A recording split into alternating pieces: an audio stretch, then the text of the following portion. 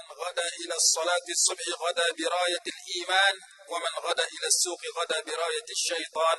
رواه ابن Majah wa Tabrani fil Mu'jam al-Kabir. Siapa pergi di awal pagi ke masjid untuk salat subuh berjemaah, dia pergi membawa panji keimanan. Dan barang siapa pergi awal ke pasar, dia pergi membawa panji syaitan. Pagi mula-mula pergi sembahyang jemaah, kita sedang membawa panji keimanan. Pagi solat jemaah pun tak pergi pasar dulu. Itu panji syaitan, kerana pasar tempat paling buruk, masjid tempat paling baik. Pasar tempat orang cari rezeki.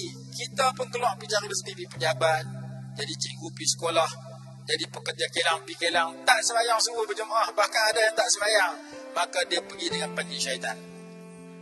Maka ini kita tak mau ada dalam masyarakat kita. Tiap-tiap pagi bangkit sembahyang subuh dulu, kalau boleh yang terbaik berjemaah, supaya kita dapat tawaran hadis ini. Awal pagi dia pergi ke masjid solat jemaah, maka dia pergi di awal pagi dengan bersama dengan rayatul iman. Kalau sebaliknya rayatul syaitan. Ahmad berikan berita gembira kepada orang-orang yang berjalan di dalam gelap, pergi ke masjid, mereka akan dikurniakan cahaya yang sempurna pada hari kiamat kelak. Gelap yakni sembahyang maghrib isya dengan sembahyang subuh. Siapa yang menempuh kegelapan pergi sembahyang isya berjemaah, pergi sembahyang subuh berjemaah, akhirat esok Allah bagi cahaya yang terang benderang. Yauma taral mu'minina yas'a nuruhum baina aydihim wa biaymanihim. Pada hari akhirat cahaya bergerak bersama orang beriman di hadapan dan di kanan mereka.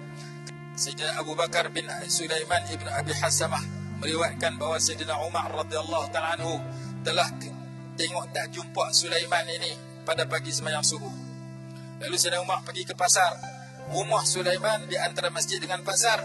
Lalu dia singgah rumah Sulaiman, dia tanya ayat mak Sulaiman, nama dia Asy-Syaffa. Dia kata, aku tak nampak Sulaiman main sembahyang subuh berjemaah pagi ini. Kata Sayyidina Umar kepada mak Asy-Syaffa. Jawab mak dia, innahu bata yusalli fa ghalabathu 'ainah. Anak saya qiyamul lail sepanjang malam, lalu terletih terlena, tak terlepas sembahyang subuh berjemaah. Jawab Sayyidina Umar radhiyallahu ta'ala anhu, la an ashhada salat subhi fi jama'atin ahabbu ilayya min an aquma laylatan. Rawahu al-Imam Malik fil Muwatta. Sesungguhnya aku menghadiri salat subuh berjemaah 2 rakaat, lebih aku suka qiyamul lail sepanjang malam. Tak sama sembahyang qiyamul lail sepanjang malam dengan 2 rakaat sembahyang subuh berjemaah. Kalau kita tak uzur, kita pergi sembahyang jemaah lebih hebat daripada qiyamul lail sepanjang malam, menurut hadis Imam Malik yang disebut oleh Sayyidina Umar radhiyallahu ta'ala anhu. Kunna idza faqadna ar-rajula fil fajr wal 'isha asa'na bihi adh-dhann. Zaman kami dulu, kalau kami tak nampak seorang tu hadir sembahyang subuh dengan isya berjemaah, kami dah buruk sangka dengan dia ni munafik ni. Kalau orang beriman tentu main dua-dua tu. Cuma saya nak tambah lagi sikit, iaitu salah satu golongan yang Allah naungi 7 golongan di akhirat kelak, wa rajulun qalbuhu mu'allaqun bil masajid. Orang yang hatinya terikat dengan masjid, iaitu kita teringat nak pergi masjid walaupun kita berada di luar masjid. Dalam hadis Imam Tirmizi menyatakan, idza ra'aitumur rajula ya'tadul masajid fashhadu lahu bil iman. Bila kamu lihat orang tu rajin di masjid, saksikan dia kuat iman. Dalam surah At-Taubah, innama ya'muru masajid Allah man amana billahi wal yawmil akhir ila akhir ayah. Yang memakmurkan rumah Allah itu orang yang beriman dengan Allah dan akhirat dan tidak takut kepada makhluk melainkan hanya kepada Allah Subhanahu wa taala, dengan hadis yang berbunyi salatul jama'ati afdalu min salatil fardhi bi 27 darajah. Sembahyang jemaah lebih baik daripada sembahyang seorang 27 darjat. Kalau sehari sembahyang seorang dapat 5 pahala, sehari sembahyang jemaah dapat 135 pahala. Kalau 10 hari sembahyang seorang dapat 50. Kalau 10 hari sembahyang jemaah dapat 1350.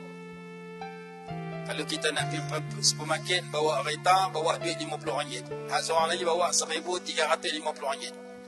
Hak bawa RM50 tu singgah kedai minyak pun, minyak diesel tak ada nak habis, tak ada nak penuh, habis RM50 balik saja. Tak boleh nak beli apa. Tapi hak bawa RM1,350, dia singgah pun minyak penuh, masih ada baki untuk dia shopping di supermarket. Kalau 10 hari sudah membezakan, sembahyang seorang 10 hari 50 pahala, sembahyang jemaah 10 hari 1350 pahala, bagaimana dengan sebulan, bagaimana dengan setahun, bagaimana dah puluh-puluh tahun kita duduk doa sebanyak jemaah.